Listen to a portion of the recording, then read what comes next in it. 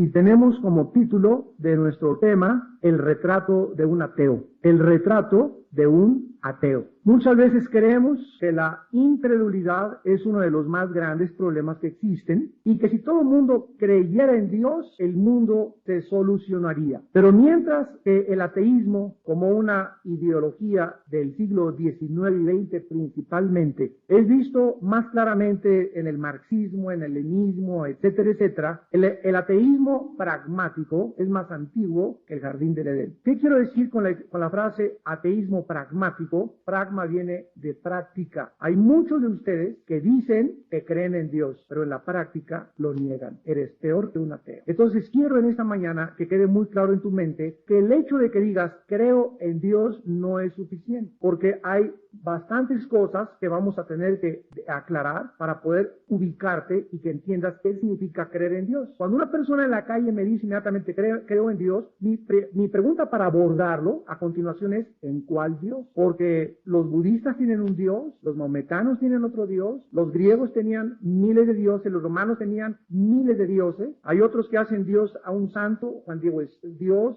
otro es santo, el Dios la luna, Teotihuacán, la energía. Entonces cuando alguien dice creo en Dios, no está diciendo realmente, objetivamente nada. Entonces cuando nosotros hablamos de Dios, ¿a qué nos estamos refiriendo? Porque si tú eres una persona que dice, no, yo creo en el Dios de la Biblia, entonces ya la cuestión comienza a aclarar, porque el Dios de la Biblia es el único, vivo y verdadero Dios que se ha manifestado a través de la creación, a través de las Sagradas Escrituras y a través de la persona de Jesucristo. Pero el hecho que tú creas también, inclusive en el Dios de la Biblia, no implica que no seas un ateo pragmático, porque repito, muchos cristianos no practican lo que creen. La sugerencia satánica que se le dio a Eva, serán como dioses, siempre ha persistido en la historia humana. Pero la nación vaga de que Dios está en algún lado, fuera de nuestro alcance, nos libera para vivir como si Él no existiera. Pues sí, yo creo que hay un Dios por ahí de andar Dios, pero yo puedo vivir como quiera, puedo leer lo que quiera, puedo ojear las revistas que quiera, ver los programas de televisión que quiera, y sí creo en Dios y por ahí ha de andar Dios. Pero ese Dios que existe no afecta mi conducta, no afecta mi manera de pensar, no afecta mis convicciones, no afecta mi diario vivir. Y cuando tú tienes esta racionalización de ese Dios, eres un ateo pragmático. Este es el contexto del Salmo 10 que vamos a estudiar, que Dios aparentemente parece distante, los malos prosperan, a los malos son a los que les va bien, los buenos muchas veces sufrimos más que los malos, y muchas veces no hay justicia, y ante todas estas calamidades e interrogantes y misterios, nos llegamos a preguntar con mucha sinceridad, ¿dónde está Dios? ¿No es verdad? Comienza el Salmo diciendo precisamente lo que estamos leyendo. ¿Por qué estás lejos? Comienza David, oh Jehová, y te escondes en el tiempo de la tribulación. David comienza con una pregunta que implica desesperación y angustia. ¿Cuántas veces nosotros también nos hemos hecho la misma pregunta cuando estamos en medio de problemas? Padre, ¿dónde estás en este momento? ¿Dónde estás en este momento que mataron a mi perro? ¿Dónde estás en este momento que me pasó esto? En este momento de enfermedad, en este momento de crisis, en este momento de infortunio, Señor, ¿dónde estás? Todos nosotros nos hemos hecho esta pregunta. Y muchos de nosotros nos vamos a enfrentar con esa situación donde vamos a ver vivencias en las que parece que Dios está lejos de nuestra vida. Y déjenme decirles algo, la mayor parte de las veces cuando creemos que está Dios lejos de nosotros es cuando más cerca está de nuestra vida. Pero realmente Dios estaba cerca de nosotros cuando nosotros creímos que no lo estaba. ¿Qué nos hace pensar que Dios está distante de nosotros? En primer lugar, nuestro pecado. Muchas veces en nuestra vida pueden haber actitudes, pueden haber prácticas, pueden haber tradiciones pecaminosas que tenemos la costumbre de estarlas repitiendo cada semana o cada 15 días o cada mes, que hacen que Dios bloquee totalmente su relación con nosotros. Y aunque seamos sus hijos, dedicarse a nosotros ni nos va a hacer sentir su presencia. Abandonemos esa práctica, ese pecado, esa costumbre que a Él lo está ofendiendo. 59, el profeta escribió, no es que Dios haya acortado su brazo para salvarlos, sino que vuestros pecados han hecho división entre un Dios santo y entre nosotros. Vuelvo a repetir, lo vimos la clase pasada, cuando Moisés por primera vez tuvo un encuentro con Dios, la primera lección que Dios le enseñó a Moisés, la primera lección que Dios le enseñó a Isaías en el capítulo 6 cuando subió al cielo, la primera lección que Pedro aprendió en el bote, en la barca, cuando Jesús se subió, es que la presencia de Dios es una presencia santa y que no puede haber contacto, ni relación, ni comunión con Él mientras no nos quitemos nuestros zapatos sucios. Moisés, quítate tus sandalias porque estás pisando mis terrenos. Tenemos que aprender y recordar eso durante toda nuestra vida. Dios no es tu compa, ni tu cuate, ni tu carnal. Dios no es tampoco, ¿verdad?, tu socio, sino que nosotros nos hacemos tus servidores, y cuando nos acercamos a Dios nos acercamos con respeto, con reverencia, con adoración, con asombro, llenos con el temor de Dios, sabiendo que estamos ante la presencia de un ser que demanda y limpieza si queremos percibir y experimentar su presencia. Y en segundo lugar, vemos que Dios parece distante. Dios puede escoger sus propias razones para no actuar y no manifestarse a tu vida ni a necesitemos. La paciencia de Dios le permite: oh Dios, ¿por qué no has hecho nada con mi suegro? Mira que sigue haciendo esto, nada en su vida, y mi esposo me sigue golpeando y no has hecho nada en su vida para cambiar a mi esposo. Muchas veces la Biblia nos enseña que Dios deja que corra el pecado, que corra y siga su soberanía, decida y pueda decir basta. Sin embargo, no es porque Él no quiera actuar ni manifestarse, sino porque otros. En el libro de Romanos capítulo 2, el apóstol Pablo escribió acerca de este problema. Dice Romanos 2, versículo 4 y 5, o menosprecias las riquezas de su benignidad, paciencia y longanimidad, ignorando que su benignidad te guía al arrepentimiento. O sea, dice Dios, no ignores que por el hecho de que no te haya pasado nada hasta este momento, y por el hecho de que no haya juzgado tu vida todavía, y por el hecho de que creas que porque tienes salud todavía y sigues con tu novio y sigues con esa relación ilícita y sigues con ese pecado, por el hecho de que no haya pasado nada en tu vida, no creas que no te estoy viendo, no creas que no he actuado porque estoy distante. Te tengo perfectamente bien clasificado y te tengo perfectamente bien ubicada. Conozco tus pensamientos y lo que piensas y lo que sueñas, las revistas que lees y las ideas que tienes en tu corazón. Pero si no he hecho nada, dice aquí, es por mi bondad. Y estoy esperando y te estoy dando cuerda, como cuando vas a pescar los pez vela y los peces en alta mar, le agarra el anzuelo, el pez vela o el pez que hayas tomado, agarrado, y el pescador no jala inmediatamente la caña de pescar, sino que le sueltas y le das carrete, como dicen los pescadores. Le das cuerda, le das cuerda, le das cuerda. Entonces el pez vela, en lugar de que siente el jalón, comienza a jalar y tú le das 1, 2, 3 jalones, se comienza a desangrar hasta que se canse el animal. Mientras más grande, más cuerda le tienes que dar, hasta que llega un momento en que él se cansa y comienzas poco a poco a jalarlo hasta la borda del barco. Y ya lo agarran, ¿verdad?, palos y le dan la puntilla arriba del barco y ya lo acaban de matar al tiburón o al pez vela. Y Dios actúa de la misma forma con muchos seres humanos. Les da cuerda. Órale, sigue leyendo y te comienza a mandar. Te avisé la semana pasada que dejaras tu pecado. Hace un mes te dije que dejaras tu pecado. Hace 15 días hablé seriamente contigo. Y en el estudio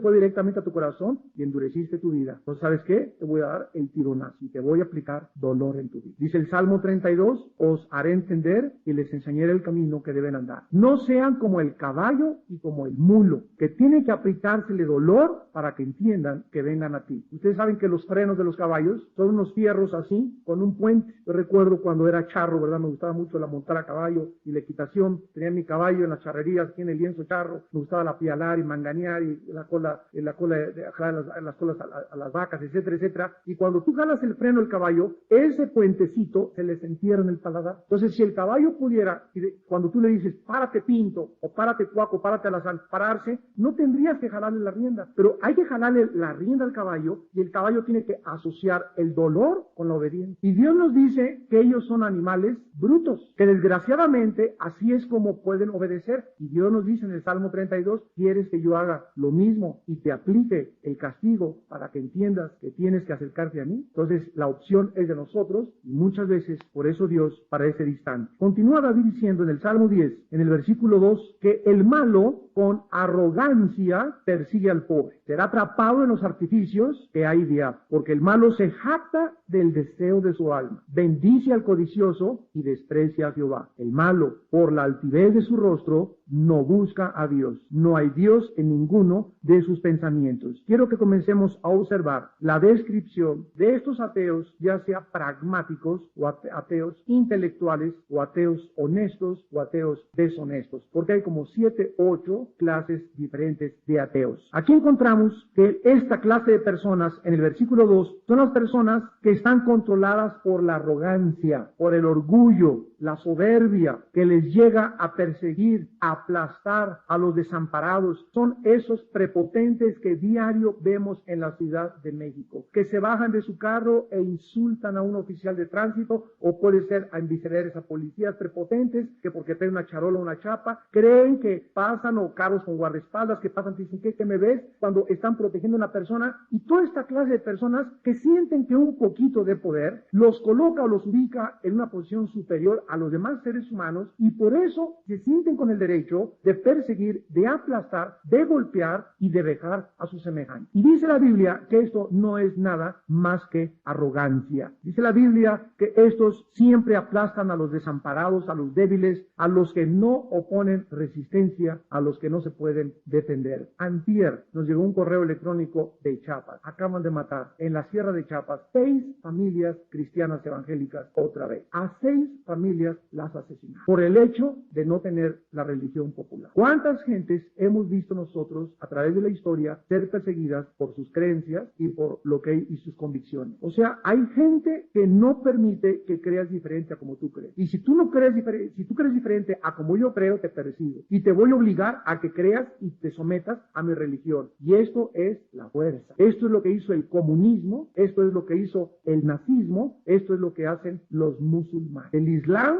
es una religión donde está escrito en el Sura, que son los libros de los versículos de Mahoma, que la persona que no acepte a Mahoma se le tiene que perseguir. Se les llama infieles a los incrédulos a Mahoma. Y la base de cualquier religión, de cualquier ideología que demande persecución y opresión por negarte a seguir esas creencias, no puede ser de Dios. El malo, por la arrogancia, persigue. Pero es increíble que diga el versículo 2 que estas personas serán atrapados en los artificios que han ideado. Estas personas, al querer hacerles mal a otras personas, se lo están haciendo a ellos mismos. No hay un ser humano, dice la Biblia, de esos que has visto tú que se han aprovechado y que parece que salieron con la suya, no hay ninguno de ellos que no le vaya mal en la vida, tarde o temprano. Lo mismo que ellos hicieron, lo mismo que ellos recibirán, porque hay una ley espiritual inexorable. Gálatas 6, 7 y 8. Lo que el hombre siembre, el hombre tiene que recoger. Dice el versículo 3 que estas personas además se jactan, se enorgullecen del deseo de su alma, bendicen al codicioso y desprecian a Jehová, y por el orgullo, por la altivez de su rostro, no buscan a Dios. ¿Es la codicia lo que mueve a estas personas? La codicia, el hecho de que van a tener más dinero, que pueden explotar, que pueden, por el dinero, la codicia y el amor al Señor no pueden existir, por eso desprecian a Dios. Dice la Biblia que el orgullo se encuentra en el fondo de su corazón. No podemos agradarnos a nosotros mismos y ser orgullosos. Eso es una imposibilidad filosófica y teológica. Tú no puedes agradarte a ti mismo y agradar a Dios. Tú no puedes servir a Dios y al dinero. Tú no puedes servir a tu jefe en tu trabajo y serle fiel incondicionalmente a una cosa de tus convicciones y agradar a Dios. No puedes. Tú no puedes decir a tu esposo,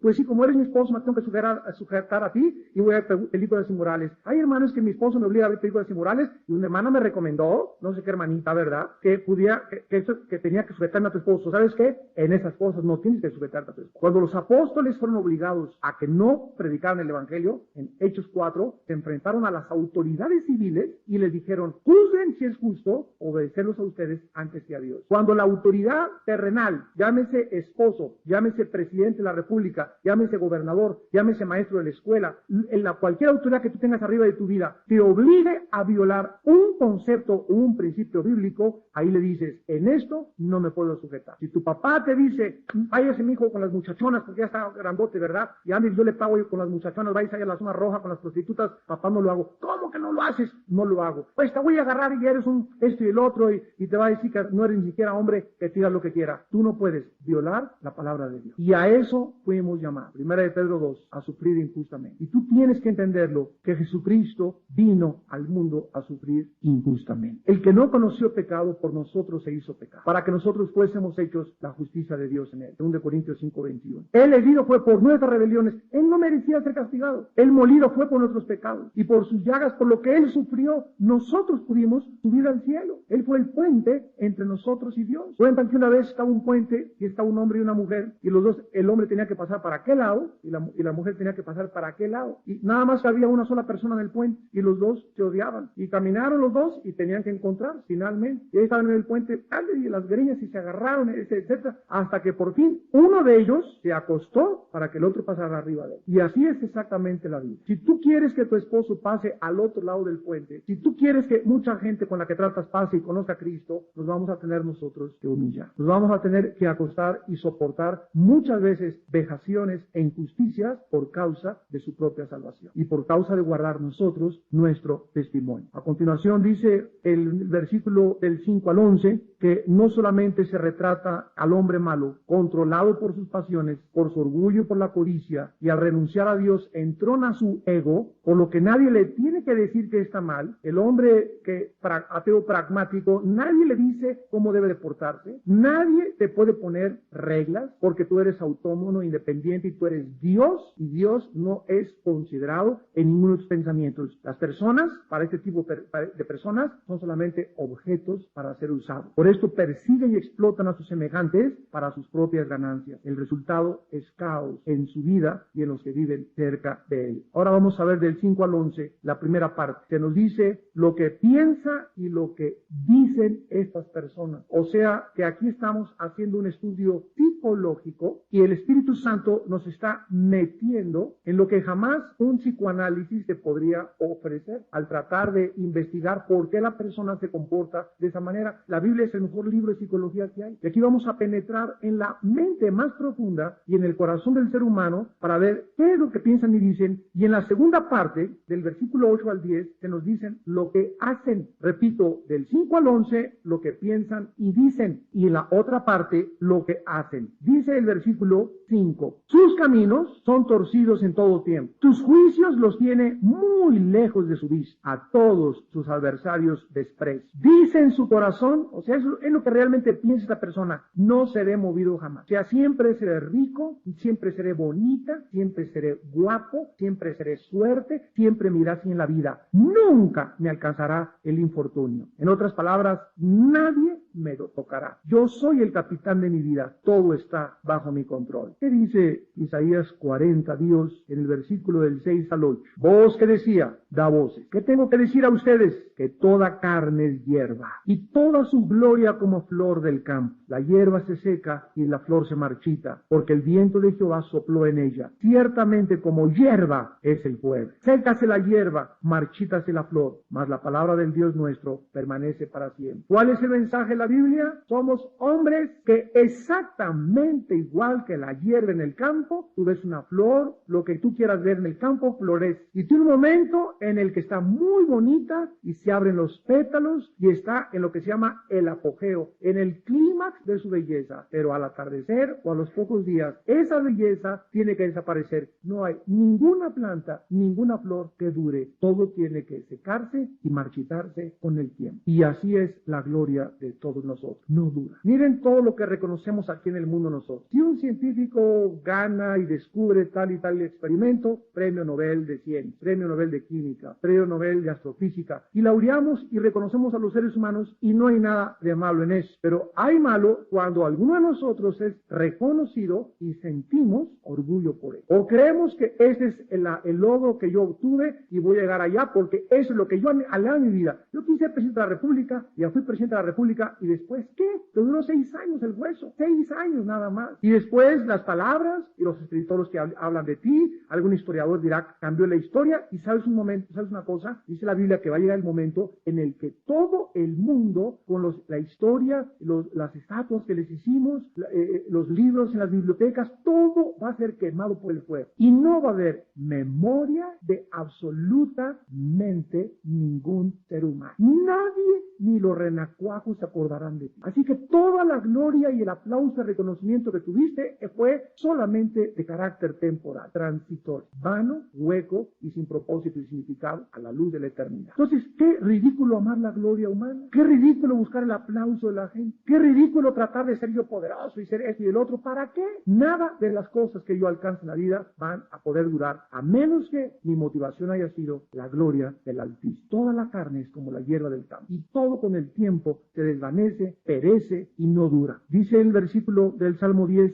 llena está su boca de maldición y de fraude. Debajo de su lengua hay maldad. Versículo 7. Estas personas exponen lo que tienen en su corazón. Les decía hace unos momentos que en México hemos llegado a uno de los límites más grandes de la degradación, al permitir programas en la televisión como Big Brother. ¿Saben dónde tiene su origen ese programa? En Holanda, el país, y Ámsterdam, la ciudad más grande en prostitución, en drogadicción y en degeneración moral del globo terráqueo, junto con Dinamarca, Holanda, Ámsterdam. Y es increíble que nosotros podamos haber llegado, y es maravilloso que haya gentes que están protestando y están ganando a Televisa quitarles este programa y suprimir muchas escenas, etcétera, etcétera, porque es absolutamente vergonzoso. Hoy leí un artículo en el periódico Universal que decía el lenguaje que usan simplemente estos muchachos, puras palabras obscenas, puras de la che, de la p, de groserías, y es un relajamiento de las normas morales, donde los niños están viéndolo, los jóvenes están viéndolos y están acostumbrándose que eso es realmente la vida, cuando todos de ahí lo más probable es que salgan medio locos o turulatos, porque es una de las cosas más horribles que pueden existir en el ser humano. Meterte en una jaula para que todos te observen como si fueras un animal raro, para ver cómo te comportas, cómo lames, cómo comes, qué haces, cómo reaccionas. Es el colmo de un zoológico humano. A eso hemos llegado los seres humanos. Son espectáculos, como decía el otro día un comentarista de televisión, realmente para puros retrasados mentales. Ahora, dice en el versículo 11 lo más grave de la actitud de esta persona. Dice en su corazón, Dios ha olvidado, ha encubierto su rostro, nunca lo verá. El temor de Dios es precisamente, amados hermanos, la conciencia continua de saber que Dios me ve las 24 horas del día y que nos dará conforme a nuestras obras. Y cuando una persona dice, Dios se ha olvidado, ha encubierto su rostro, no me ve, está retratando este versículo a una persona sin el temor de Dios. Porque el temor de Dios es la conciencia continua de que Dios nos observa las 24 horas y nos pagará conforme a nuestras obras. ¿Tienes tú temor de Dios? Te voy a hacer una pregunta como una prueba.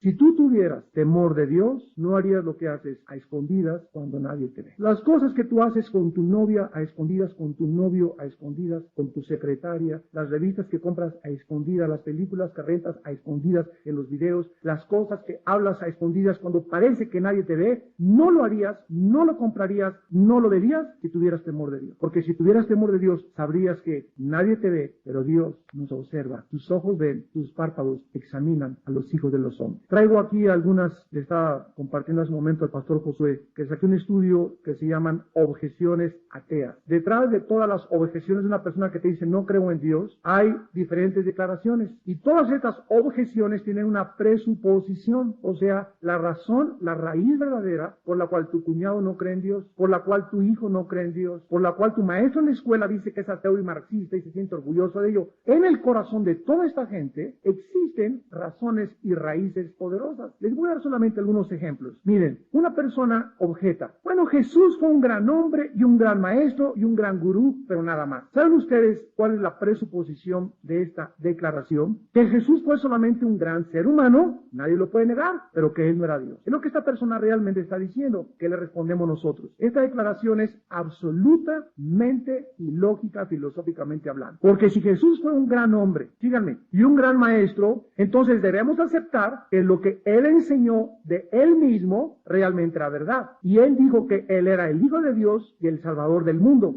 y que él y el Padre eran uno. Si él no es lo que dijo ser, entonces un mentiroso y un lunático. ¿Cómo no puedes decir entonces que fue un gran maestro cuando no acepta ni siquiera lo que él enseñó? ¿Me siguieron? ¿Se dan cuenta de lo ilógico de la ilación cómo la gente habla sin saber? Fue un gran maestro, bueno, o sea, tú lo consideras un gran maestro, sí. Y entonces, ¿por qué no crees lo que dijo? Entonces, no es un gran maestro, porque si tú dijeras un gran maestro, aceptarías que sus enseñanzas son ciertas. Pero al negar que él es Dios, estás diciendo que fue un loco, un psicópata. Entonces, las personas son autorrefutables. Esto se llama en lo que la rama de la teología que se conoce como la apologética. Otra objeción parecida. Yo soy un ateo y no creo en Dios. ¿Quién ustedes lo que se encuentra detrás de eso? Esta persona está asumiendo, al decir, yo soy un ateo, no creo en Dios, que ella es autosuficiente, que ella es autónoma y que es competente para poder sobrevivir y explicar de dónde viene, quién es, a dónde va, etcétera, etcétera, y que además ya buscó a Dios en todas partes y no lo encontró. Esto es lo que está diciendo una persona que no cree en Dios. ¿Cuál es la respuesta? Bueno, decir dogmáticamente que no hay Dios requeriría que la persona conociera todas las cosas. En primer lugar, lo primero que le pregunto a un ateo, ¿no hay Dios? ¿Dónde lo buscaste, compadre? Es como una persona que me dice, en el Golfo de México no existe el pez tigre. A ver, espérame,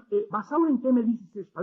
Yo quiero razonar contigo. ¿Basado en qué presuposición me dices que no existe el pez tigre? O sea, me estás diciendo que tú ya recorriste todo el Golfo de México, que lo sondeaste y que no encontraste el pez tigre y concluiste en tu bitácora, no hay pez tigre. ¿Ya hiciste esto? No. Entonces, ¿en qué te vas para decir que no hay pez tigre? Porque no lo he visto. Mire la mente atea. Pero escúcheme, hermano. El ateísmo en el siglo pasado y a finales del siglo XIX se reconocía como la más grande intelectualidad. Y ser ateo era ser intelectual, ser cristiano era ser un bruto, ser un ignorante y ser una persona sin conocimiento. Así se consideraban a las personas que creían en Dios. ¿Por qué? Porque 4 de las mentes más grandes del siglo XX fueron ateos. Y estas 4 mentes penetraron y permearon el pensamiento y la filosofía del siglo XX, que fueron Carlos Marx, Carlos Darwin, Friedrich Nietzsche y Jean-Paul Sartre. Y también podríamos agregar a Sigmund Freud, el padre de la psicología. Los 5 eran ateos y 4 judíos, para acabarla de amor. Judíos los 4. Freud era ateo, era judío, Carlos Marx era judío, era ateo, Carlos Darwin era judío y era ateo. Y estas mentes permearon y siguen influyendo en miles de personas, en miles de museos, en miles de universidades, en el mundo entero. Y ahorita el mundo está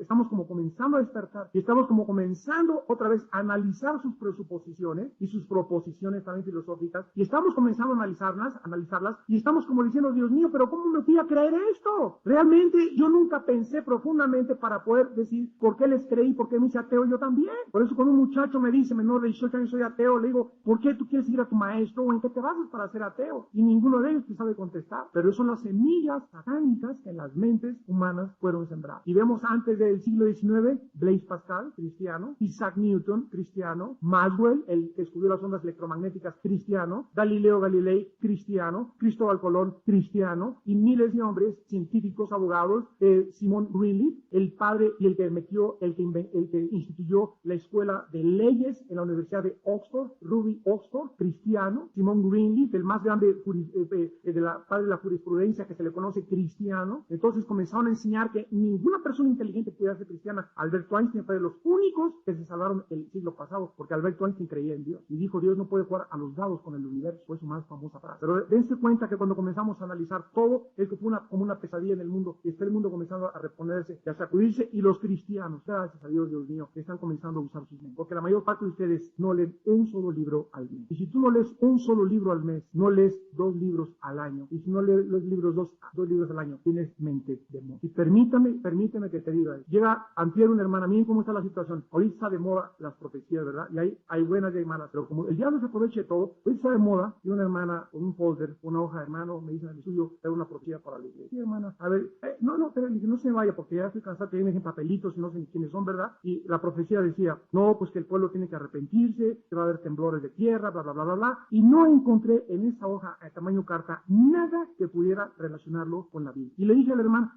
así con cara de Santa Inés, sí, hermanito, aquí le traigo esto que el Señor me mandó, etcétera, etcétera, y hay un sentimiento en el pueblo de Dios en el que el diablo está haciendo creer a los cristianos que tú eres algo especial, que tú eres el instrumento que vas a dar una revelación para que la iglesia cambie, para que las vidas cambien, y escúchenme bien, nosotros somos guiados por el Espíritu Santo, no por profecías de los hermanos. Hoy en la mañana me habló un hermano muy querido, Armando, estoy muy nervioso por programar la televisión por aquí por allá, ¿qué te pasa, hermano? Pues es que me dijeron unos hermanos que voy a sufrir ataques y que me va a ir como la tosada y que voy a sufrir mucho porque me estoy metiendo a pelear contra el diablo, y dije, no permitas que el león ruja. Los mensajes de Dios son, mis pensamientos para ti son de paz, nadie te podrá hacer frente durante todos los días de tu vida, enfrentarás valiente, gigantes, te abriré el mar rojo, quebrantaré cerrojos de bronce, derribaré puertas de acero, con mi Dios asaltaré muros. Este es el Dios de nosotros. No vean los gigantes. Pero es que es una hermanita que le dice la profeta a una iglesia de Chacacmulco. Digo, pues aunque sea profeta, aunque le digan como le digan lo que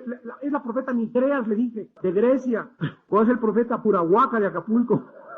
Hermanos, es increíble, y así te llega una profecía para ti de Dios. Mira, todo mensaje que te llegue a tu vida, que te produzca temor, que te produzca incertidumbre, no viene de Dios. No viene de Dios. El que produce el temor es Satanás. Él es el maestro en producir en nosotros incertidumbre, en quitarte el sueño. Todo aquello que venga a tu vida, que no te produzca paz, tranquilidad, seguridad y esperanza y promesas y triunfo y victoria, no vienen de Dios. Ten cuidado, estamos llenos de esos hermanos. Al irse la hermana, le dije, mire hermana, aquí está su folder, esto no es de Dios, y antes de que se vaya, se lo voy a comprobar. Dígame usted, antes de que se vaya, 10 versículos de memoria. Nomás me checo uno. ¿Cuál? ¿Cuánto es 16? Hermanita, le dije, con mucha paciencia, ¿verdad? Yo no sé de su corazón, de sus intenciones, pero déjame decirle algo. Si usted quiere algún día ser profeta de Dios, y ser un instrumento para que Dios fluya a través de usted, y dé mensajes al pueblo de bendición, primero necesita llenarse de la palabra de Dios. Siempre que alguien venga así con esas cosas, dile, dime 5 versículos de memoria, dime un salmo de memoria. Cuando una persona no se llena de la palabra, no tiene Dios por qué usarla. Dios no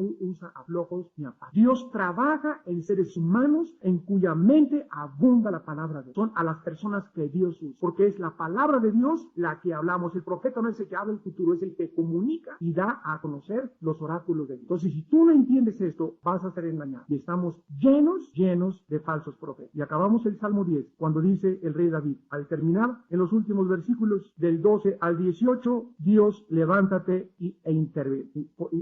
levántate para intervenir. No te olvides de los pobres, porque desprecias al malo en su corazón, el malo ha dicho, tú no lo inquirirás. Habiendo escrito la mente y la conducta de los ateos pragmáticos, de ateos honestos y deshonestos y perversos, ahora David le dice a Dios, Señor, por favor, necesito que intervengas. ¿Saben qué, hermanos? Si Dios no actuara, no triunfaría nunca el bien. Estaríamos en un caos en el mundo. Parecería que Dios no interviene, pero sin embargo, no todos podemos creer eso. ¿Por qué? Porque cuántas veces hemos sido testigos en la historia de personas como dictadores y opresores, que los pueblos han sufrido de manos de ellos, como Faraón, Nabucodonosor, Césares romanos, Atila, Carlomagno, Mao, Stalin, Mussolini, Idi Amin, y personas que persiguieron, oprimieron a la gente. ¿Y cómo terminó? Llegó el momento, Dios le dijo a Hitler, 12 años de edad, y 12 años duró el nacionalsocialismo alemán. Mussolini lo colgaron y casi lo queman vivo. Y todos estos hombres, tarde o temprano, viene el juicio de Dios, porque hay un Dios que hace. Y aunque parezca que el mal está triunfando, el mal no puede prevalecer. Dice el versículo 17, el deseo de los humildes oíste, oh Jehová, y tú dispones su corazón y haces atento su oído, para juzgar al huérfano y al oprimido, a fin de que no vuelva más a hacer violencia el hombre en la tierra. A fin de que el hombre no vuelva a hacer violencia en la tierra. Jehová es eternamente y para siempre, versículo 16, y él reinará por toda la eternidad. Algún día muy lejano, los hombres, dice Isaías 2:4, volverán sus instrumentos de guerra en asadones de agricultura. Al entrar a las Naciones Unidas, en Nueva York, encuentras una placa, antes de tomar el elevador, en las Naciones Unidas, dice la placa, Isaías 2:4, convertirán los asadones en instrumentos de agricultura y no se adiestrarán más para la guerra. El ateo dice en su corazón no hay Dios por su necedad, por su misma independencia, por su orgullo y porque la codicia lo guía y lo dirige. Pero tú en esta mañana, que has conocido al Hijo de Dios, eres la luz para comunicar al mundo que Dios existe. Que no solamente existe allá como algo distante, sino que es un Dios que entra a vivir dentro de nuestro corazón y que convierte mi cuerpo y tu cuerpo en el templo de su presencia. Y que nuestra misión es bien chiquita en la vida. Abrir nuestra boca y cuando abramos nuestra boca, bendecir a las personas que nos siguen. Nunca de nuestra boca que salga maldición, ni para lastimar, ni para criticar, ni para poder calumniar, ni herir la reputación de ninguna persona. Que nuestras palabras siempre salgan para bendecir y para hablar y edificar a las personas para que nos vaya bien en la vida. Porque el que quiere ver días buenos, refrene su lengua el mal. De la abundancia de tus palabras vas a demostrar si eres un creyente o eres un ateo pragmático. Bendito Padre, te damos gracias por el Espíritu que nos has dado de revelación y de sabiduría para comprender el mundo que nos rodea y para poder entender con la mente de Cristo la irracionalidad y lo absurdo, la discrepancia y las contradicciones tan irrelevantes de aquellos que en este mundo se dicen grandes, filósofos y pensadores que no han hecho más que destruir las mentes humanas. Te damos gracias por habernos llamado a conocer de una forma íntima, no meramente intelectual, sino de una forma espiritual también. La Biblia alimenta nuestra alma y nuestro intelecto, y nuestra comunión contigo fortalece nuestro espíritu. Y nos has llamado a la comunión con tu Hijo Jesucristo, quien se dio por nosotros, para que nosotros ya no vivamos para nosotros, sino para aquel que vive por los siglos de los siglos. Señor Jesús, en esta tarde te honramos, te bendecimos y te damos las gracias de haber cambiado nuestra manera de pensar y de seguirla cambiando. Nos metieron programas tan sucios ellos, con tantas mentiras, con tantas teorías irrelevantes ahora, y las acabamos aceptando como si fueran verdades. Pero tú has venido a liberar nuestra mente de estas ideas. Has venido a cambiar nuestra forma de pensar. Has venido a que pensemos ahora de una forma clara y transparente, objetiva y eterna, porque tenemos la mente de tu Hijo Jesucristo. Padre, te pedimos que esta forma de pensar nos ayude para ayudar a otros, nunca para ensoberbecernos, ni para creernos tampoco de ninguna manera, nunca prepotentes con el poder que nos has dado, ni para exhibirlo como si fuera un circo, Señor, porque tus dones no son para entretener a la gente, sino para bendecirlos y edificar. Te pedimos, Señor, que este pensar y sentir que hubo en Cristo habite en nosotros, que nadie se considere más o menos de lo que deba de considerar, sino pensemos con cordura de nosotros mismos, conforme a la medida de fe que Dios repartió a cada uno de nosotros. Señor Jesús, gracias por tu vida y tu sangre en esa cruz y por habernos dejado al Espíritu Santo para marcarnos y guiarnos